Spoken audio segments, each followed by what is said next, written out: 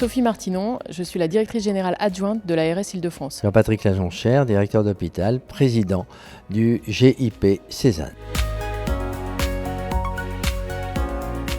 L'Agence régionale de santé a en charge finalement la stratégie de développement du numérique en santé.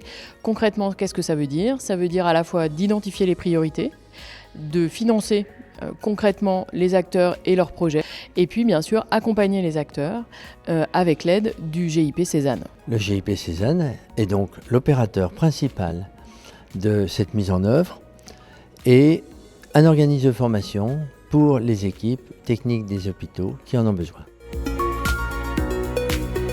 Comment est-ce qu'on outille la coordination entre professionnels, qu'ils soient en ville, à l'hôpital ou dans le champ médico-social, sur des situations, des parcours finalement comme par exemple la sortie d'hôpital, comme l'appui aux personnes âgées à domicile, la coordination entre professionnels. Comment est-ce qu'on l'outille avec une solution numérique ? La deuxième priorité, c'est d'accompagner le secteur médico-social dans son tournant numérique. C'est extrêmement important pour pouvoir créer de la continuité, faciliter la vie des professionnels et des familles pour toutes les prises en charge dans le champ du handicap ou dans le champ des personnes âgées. Et puis une troisième priorité, peut-être Jean-Patrick. La cybersécurité. Les hôpitaux ont commencé à faire l'objet d'attaques de pirates.